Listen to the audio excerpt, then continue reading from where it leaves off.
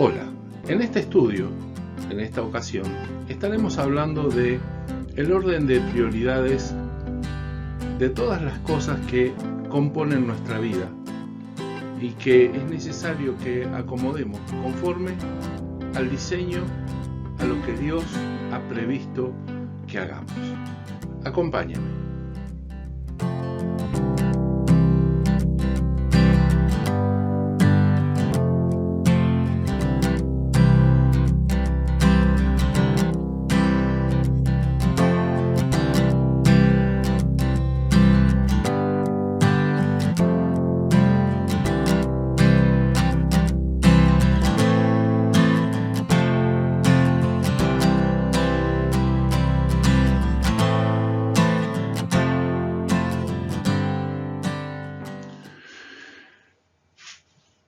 Para hablar de prioridades, vamos a utilizar un círculo concéntrico como si fuese un blanco, a partir de dónde se van a ir acomodando en un orden de importancia, en un orden de prioridades, las distintas cosas. Para eso vamos a hablar de un centro, un primer orden, un segundo orden, y ya con eso tenemos bastante, pero puede haber un tercero, un cuarto. Cada uno pondrá la cantidad de órdenes que quiera, como le resulte útil hacerlo, pero vamos a ver que con un tercer orden nos va a alcanzar.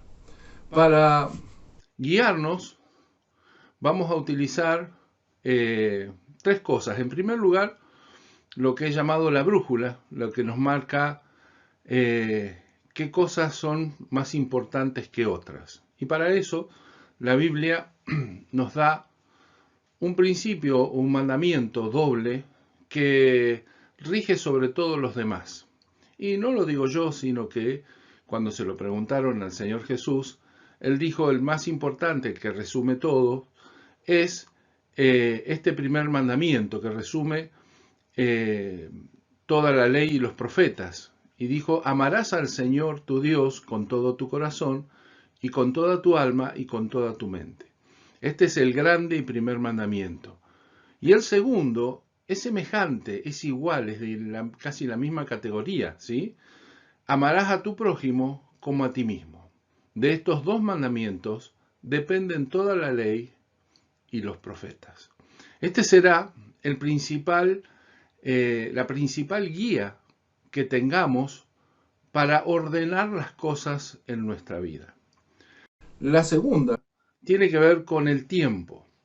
Esto no es ahora el orden de importancia, sino es el tiempo. Y Eclesiastés dice que todo tiene su tiempo y todo lo que se quiere debajo del cielo tiene su hora. Tiempo de nacer, tiempo de morir. Y hace una lista de un montón de cosas, algunas que podemos considerar más importantes, otras menos importantes, pero dice todo tiene su tiempo. Y después aclara, todo lo hizo hermoso en su tiempo, y ha puesto eternidad en el corazón de ellos sin que alcance el hombre a entender la obra que ha hecho Dios desde el principio hasta el fin. Yo he conocido que no hay para ellos cosa mejor que alegrarse y hacer el bien en su vida, y también que es don de Dios que todo hombre coma y beba y goce el bien de su labor. Dice, todo lo hizo hermoso en su tiempo.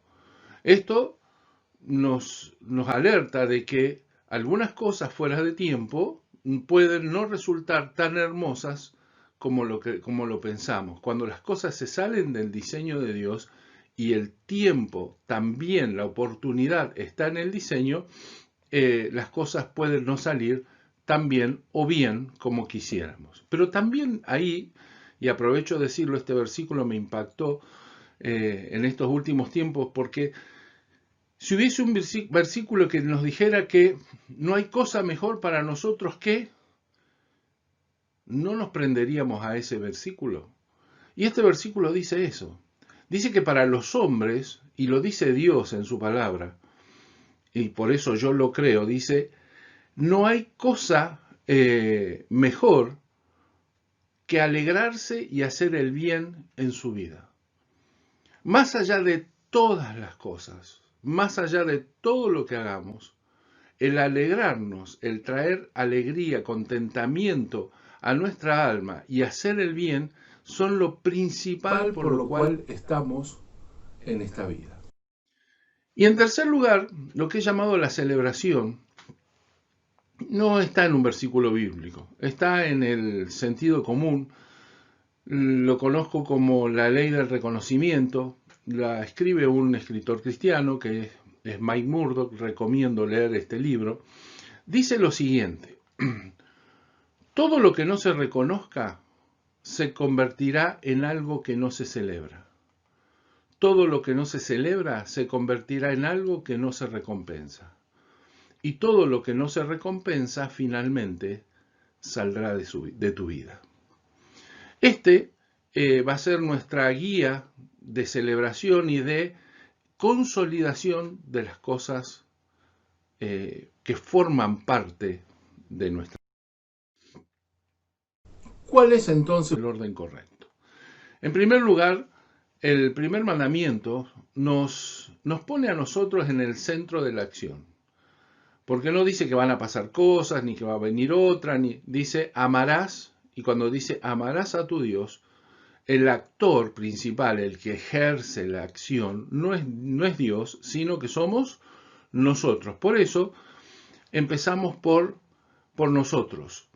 Y la primera cosa que nos está diciendo es que debemos tener una buena relación vertical con Dios. Por sobre todas las cosas, el primer mandamiento es mantener una relación correcta de amor con Dios. Dios es amor y lo que pide es una acción, una relación recíproca justamente en este sentido. No se puede tratar con Dios sin amarlo. O lo amo o lo rechazo, pero no tiene puntos medios, ¿sí? Por eso este primer mandamiento dice, amarás a tu Dios ¿con qué? Con todo lo que tienes, con todo lo que eres, con toda tu alma, con toda tu mente, con todas tus fuerzas, ¿sí? Todo lo que soy tiene que estar puesto en el amar a Dios. Todo mi ser está involucrado en la relación que yo tengo con Dios. Pero el segundo dice, es semejante, es igual. Nos cuesta decir es igual, o es de la misma importancia, categoría, como quieran llamarlo. Dice, y amarás a tu prójimo como a ti mismo. Y también nos pone a nosotros en el centro de la acción. Vamos a seguir hablando sobre esto.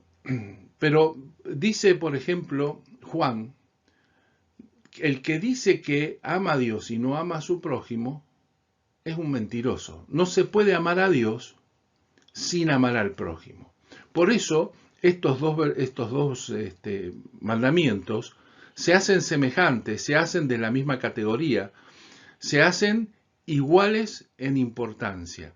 Amar a Dios implica amar al prójimo. Si yo quiero amar al prójimo, debo primero amar a Dios para poder amar al prójimo correctamente como es debido. Ahora fíjense que este segundo mandamiento dice, amarás al prójimo como a quién, como a ti mismo.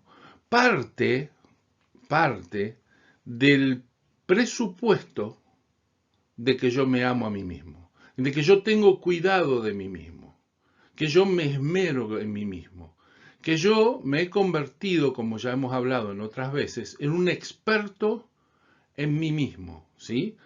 Diríamos finalmente, es que soy una persona madura en el Señor. Si yo no me cuido a mí mismo, no puedo amar al otro. De la forma en que yo me preocupe y que yo me cuide, es que a mí mismo es que estaré haciéndolo con el otro. Por eso, fíjense que siempre nos va poniendo en el centro de la acción. Toda la acción pasa por nosotros, y no podemos descargar responsabilidades en ningún otro. Finalmente, ubicando todas estas cosas en el tiempo, ¿sí? Y ayudados por el tiempo, es que vamos a poder llegar a ubicarlas a cada una de estas en los círculos concéntricos que vamos a ver ahora.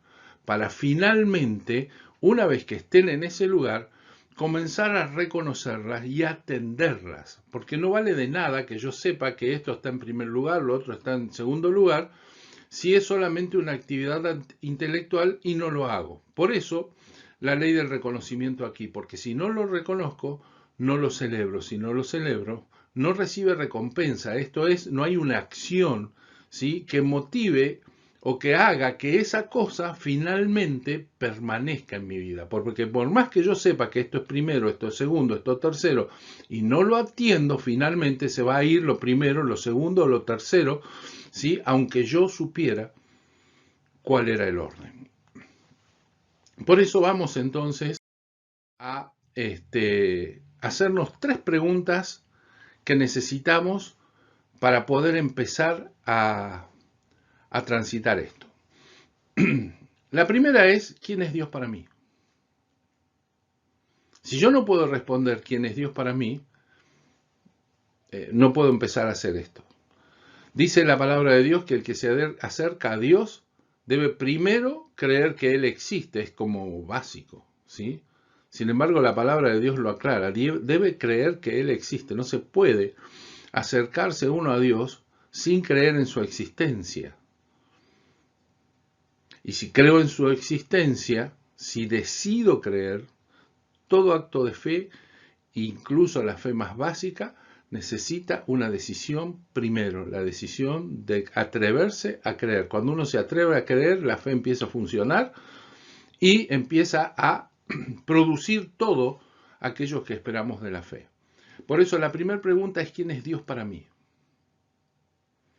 Hay personas que tienen un Dios de bolsillo, hay personas que tienen un Dios chiquitito colgado en una medallita, en un crucifijo, un Dios con forma de rueda de auxilio, que lo sacan y lo usan cada vez que lo necesitan y después intentan guardarlo en el maletero una vez más, o en el bolsillo, o en la billetera, o donde sea, ¿sí?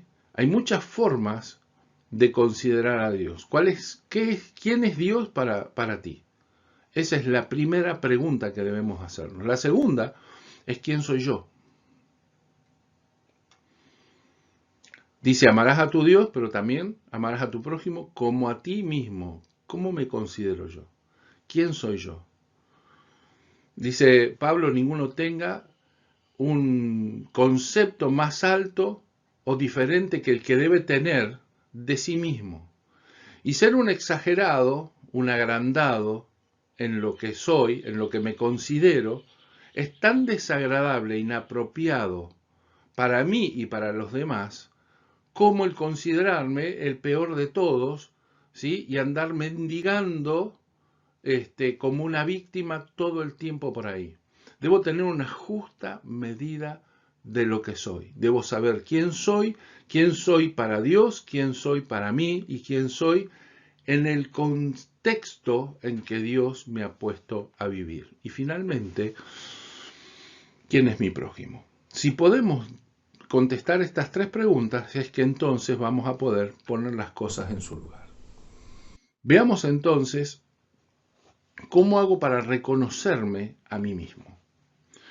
Reconocerme y darme a conocer en esto de tener una justa medida de lo que soy. A mí me fue muy útil siempre hacerme la siguiente pregunta o lista. Y recomiendo, por ejemplo, a los novios, cuando se ponen de novios y antes de casarse, porque después ya es tarde, ¿sí?, hacer el siguiente ejercicio, hacer una lista de aquellas cosas que hacen que yo sea el que soy. Profesión, fe, ministerio, música, trabajo, pasatiempos, pasiones, gustos, personas, lo que sea. ¿Qué es lo que hace que Oscar, en este caso, sea Oscar? Yo siempre digo que me podría haber casado con una mujer sorda, pero no una mujer que no me deje escuchar música. Hubiese sido un problema. Porque la música es parte de mi vida. La música está en todo tiempo, en todo momento. Estoy trabajando, escucho música, estoy descansando, escucho música, ¿sí? Tengo auriculares de todo tipo para poder estar acostado en la almohada, caminando, lo que sea, porque me gusta escuchar música. La música es parte de mi vida. Y si quien estuviese al lado mío no me dejaría usar la música, no me dejaría oír la música, sería un conflicto tremendo porque no me dejaría ser el que soy. Y planteo el tema de la música porque puede parecer un tema banal, y es que estamos hablando de todas esas cosas, ¿sí? Todas esas cosas hacen que yo, por supuesto que hay cosas por ahí más importantes que hacen que yo sea el que soy, sí. Estoy planteando simplemente eso, pero hay que hacer una lista de todas esas cosas. Y esa lista dividirla en dos, ordenarlas en otras dos listas, lo que yo llamo las no negociables y las negociables. Antes de casarme, hubiese puesto la música en la no negociable. ¿Y por qué digo antes de casarme?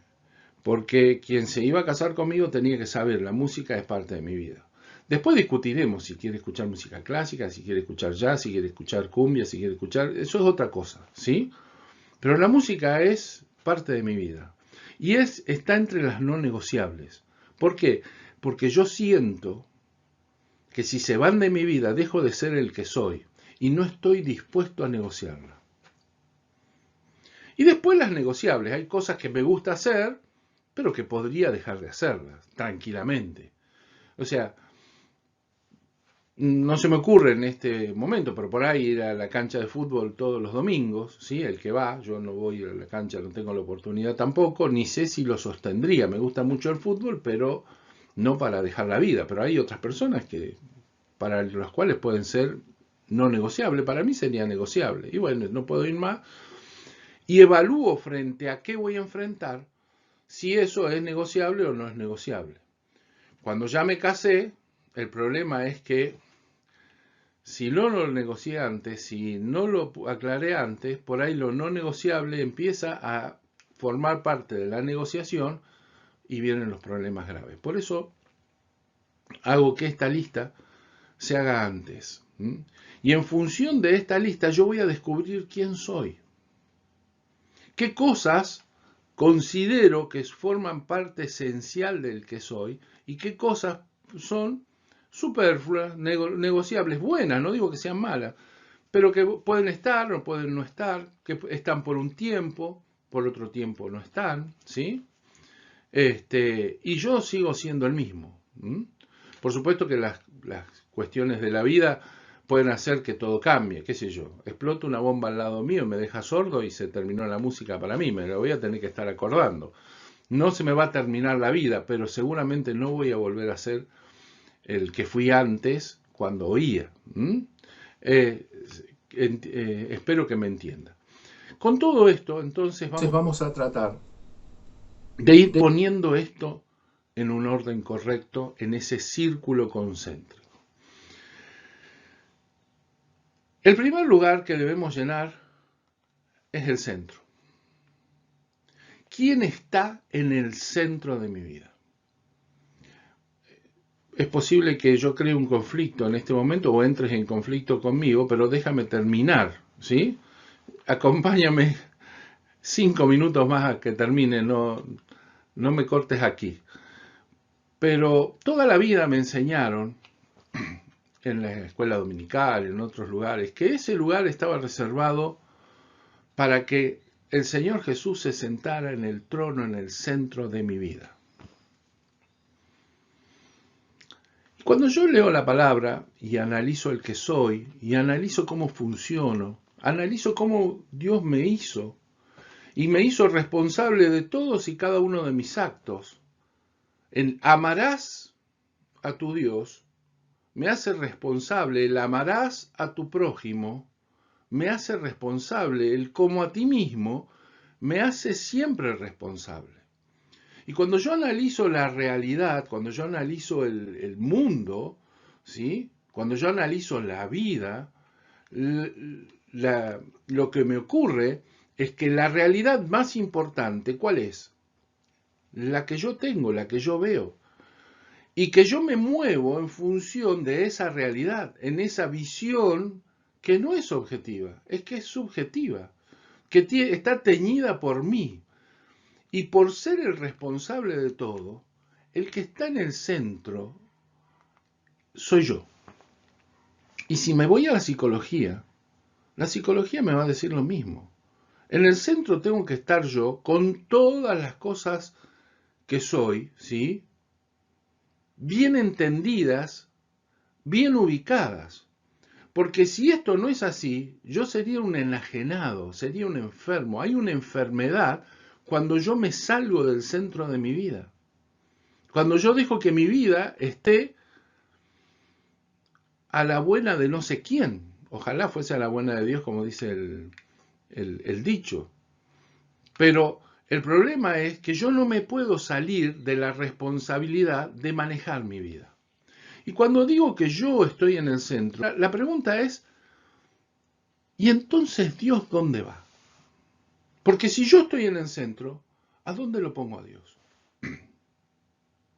Y la respuesta es bastante sencilla. Dios no puede estar en el centro, como no puede estar en el bolsillo, como no puede estar colgado en la cruz. Dios tiene que estar en todas las cosas. Por eso Dios es mi universo. Es el universo donde yo me muevo. Yo no puedo esconder o minimizar a Dios a estar en el centro de mi vida. Ni tampoco le puedo dar a Dios el control, el volante de mi vida. Es lindo decir, Dios está en control de mi vida. Dios no está en control de mi vida. Yo estoy en control de mi vida. Dios está en control de todas las circunstancias alrededor de mi vida, pero el que decide siempre soy yo. Si no, no sería culpable de nada. Si no, no habría pecado. Si no, no habría juicio. Y Dios tiene que estar involucrado en las cosas de primer orden, en las cosas de segundo orden, en las cosas de tercer orden, en las de cuarto, en las de quinto y hasta la de que se le ocurran. Dios tiene que estar en las decisiones más importantes de mi vida, como en las más sencillas. ¿Cómo compra usted un tomate en el supermercado? ¿Lo decide usted?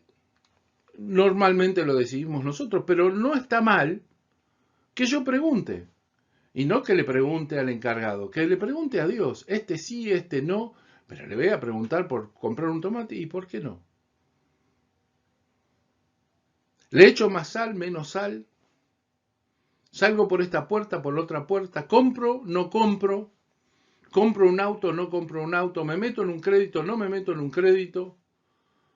Todas las decisiones tienen que ser consultadas por Dios. Dios es mi universo, no el centro de mi vida. Pablo dice que Cristo le es todo y en todo. No dijo que lo sentó en el centro.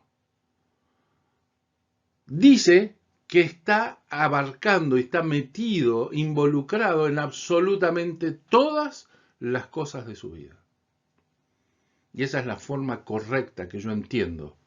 Yo estoy sentado en control de mi vida. Dios está en control de absolutamente todo lo demás. Yo decido, pero Él es mi universo.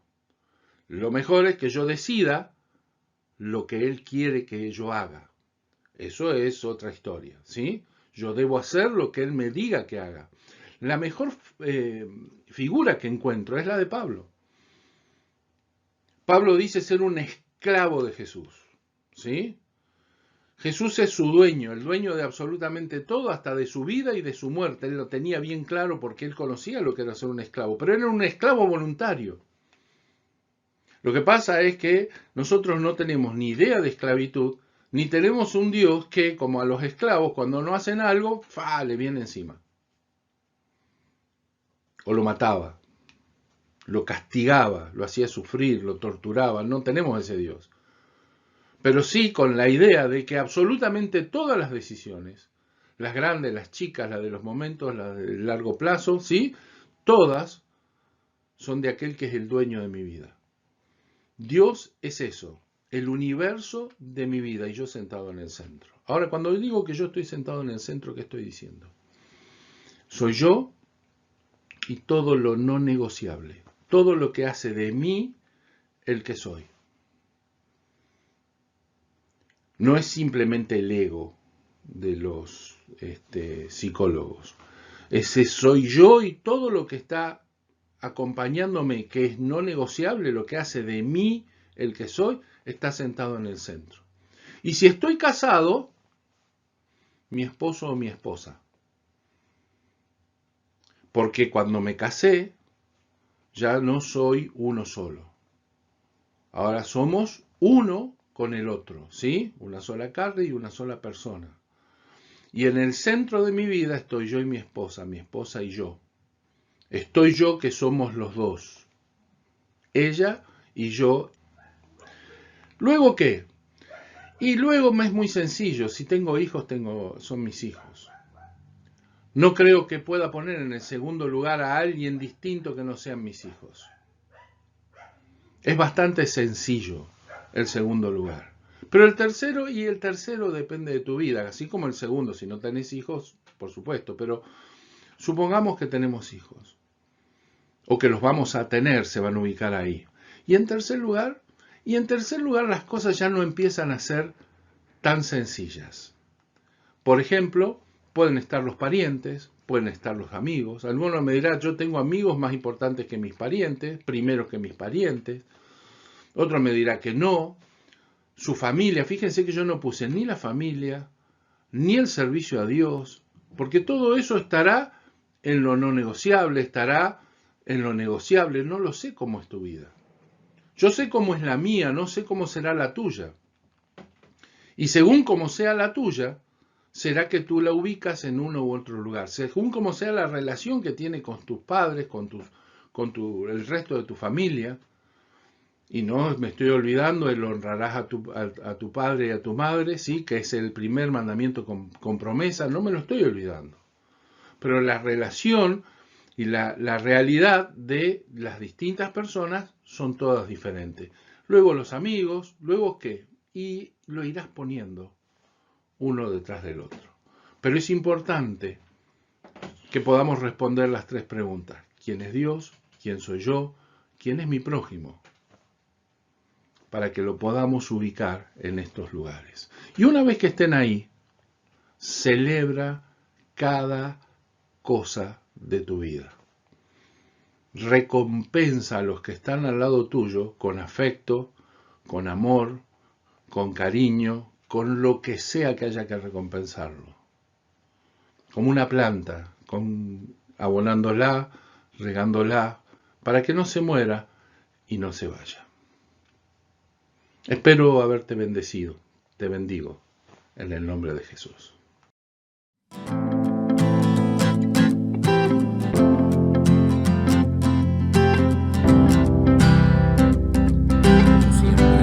Este y otros estudios puedes encontrarlo en nuestro canal de YouTube Bíblicamente o en nuestro podcast ¿Y ahora qué hacemos con esto?, que puedes encontrar en las plataformas habilitadas como Spotify, Google Podcast, Apple Podcast y otras.